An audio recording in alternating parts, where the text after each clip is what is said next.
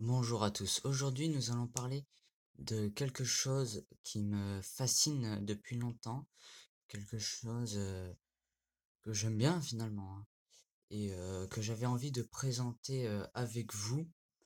Donc, je ne sais pas si vous l'avez deviné avec ce logo, mais aujourd'hui, nous allons parler de la fondation SCP. Donc, la fondation SCP, bah, c'est une fondation, enfin, ça a été, c'est une sorte d'entreprise. Un c'est un peu une unité, comment je pourrais dire ça? Un peu comme le SWAT ou, le FBI, enfin des trucs comme un truc comme ça, qui a pour, but de nous protéger de choses paranormales, donc qui sont, bah, des choses paranormales et cette fondation a pour but de confiner et de comprendre, ces choses paranormales. Ça peut être des objets, ça peut être des créatures, ça peut être, différents types de choses. Donc cette fondation SCP a pour principe de ne pas forcément détruire ces choses paranormales, sauf pour quelques exceptions et donc voilà, c'est à peu près tout pour la présentation et je sais que dedans, les CP sont classés un peu comme des détenus, j'ai envie de dire. Par exemple, nous, dans les pénitenciers et tout ça, nous avons numéro 999, 1500 ou un truc comme ça. Et bah là, ces SCP, du coup, ces choses paranormales, sont classées pareil. Donc il y a SCP 049, je sais pas, 01500 ou des trucs comme ça. Et ces CP sont rangés par dans plusieurs catégories. On va les découvrir ensemble. Donc ces différentes catégories, donc les classes primaires, donc c'est ce que j'ai trouvé, c'est les trois grandes classes les plus connues. Donc nous avons sûr, donc c'est safe un peu. C'est comment dire, c'est que c'est un SCP qui n'a aucun danger pour l'homme, ni pour rien, qui est voilà, qui qui n'attaque pas l'homme. Voilà, c'est sûr. C'est souvent c'est ils peuvent se balader librement dans les les l- comment ça s'appelle? Dans les grandes organisations. Ils peuvent se balader dans les couloirs comme ça, tranquille, parce qu'ils ne représentent aucun danger. Après, nous avons la classe Euclide. Alors eux, si on respecte pas les comment dire? Si on respecte pas les procédures, voilà, de confinement, ça peut devenir dangereux. Par exemple, SCP-049, qui est mon préféré, donc que je vais vous présenter prochainement. Lui, il, on doit respecter une procédure de confinement. À partir de là, c'est bon.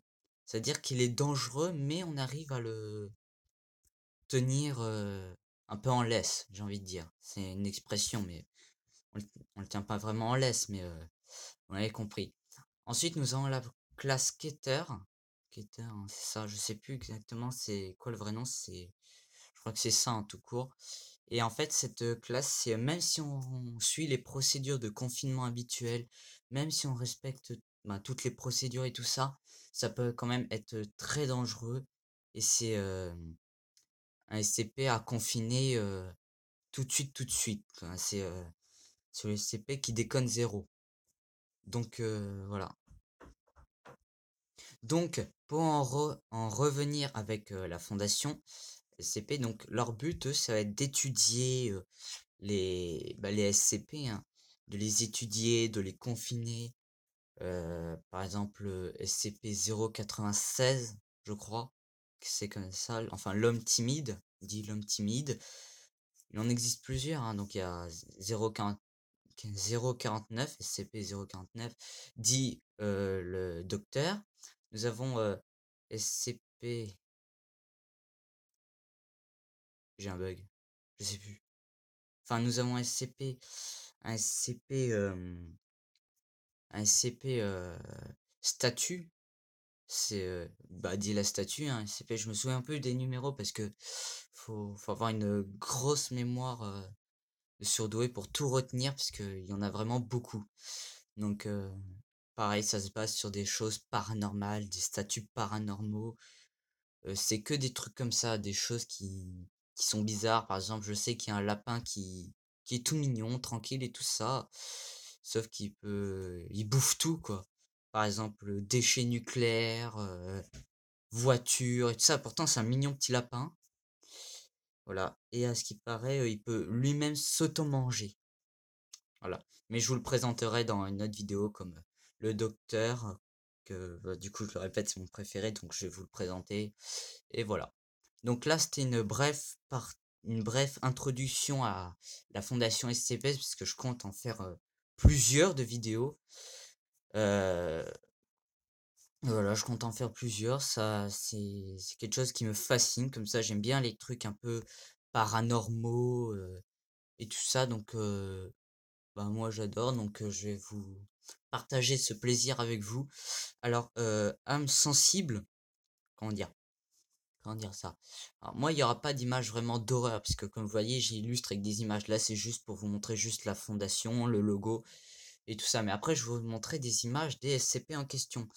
Donc, âmes sensibles, j'ai envie de dire ceux qui sont facilement effrayés, voilà.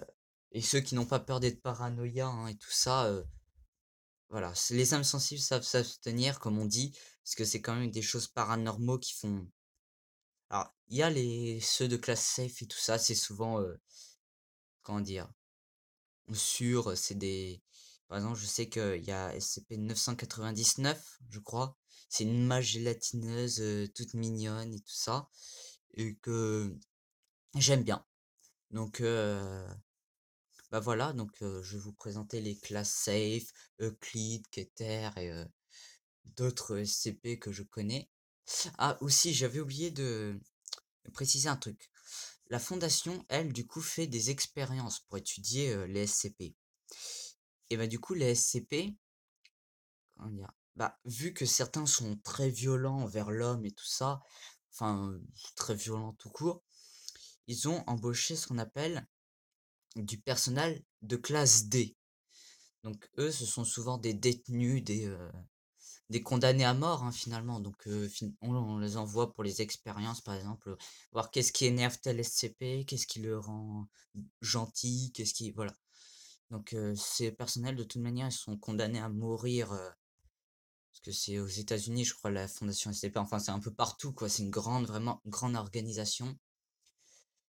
Donc, voilà. Donc, il y a le personnel de classe D. Donc, je préfère vous dire là comme ça, parce que les classes D sont souvent, même tout le temps utilisées pour les expériences. Hein. Parce qu'on a des docteurs, des mecs en équipement qui font la sécurité, tout ça, un peu comme habillé un peu comme le SWAT, hein, je crois, il me semble. Et voilà. Donc bah, c'est tout. Je pense pour la présentation déjà c'est pas mal. Euh, donc euh, donc voilà. Déjà c'est pas mal pour la présentation. Donc je vous dis à la prochaine. J'espère que ça vous plaît. Hein. J'espère vraiment que ça va vous plaire cette petite série. Donc je vous dis à la prochaine pour une prochaine vidéo. Donc la prochaine théoriquement c'est le docteur. Donc voilà. Sur ce, bah, portez-vous bien. Dites-moi dans les commentaires si vous voulez plus de vidéos. Hein. De toute manière, je les ferai quand même, hein, parce que j'aime bien. Et dites-moi aussi dans les commentaires si vous connaissez la SCP Fondation. Fondation. Non, mais Fondation. Ah, faut que je révise mon anglais. Hein. Oh, je l'ai perdu le mot. C'est pas grave. Donc, si vous connaissez les SCP, alors dites-moi lequel est votre préféré. Et si vous ne connaissez pas, si vous venez de découvrir avec moi. Donc, voilà, c'est tout. Donc, j'espère que ça vous aura plu. N'hésitez pas à liker et à vous abonner, parce que je le dis pas. Enfin, là, je l'ai dit ces derniers temps, je l'ai beaucoup dit, mais avant, je le disais pas. Du coup, je me retrouvais à un pouce bleu par vidéo. Ça me faisait... Voilà. Donc, je vous dis à la prochaine. Ciao, ciao, les amis.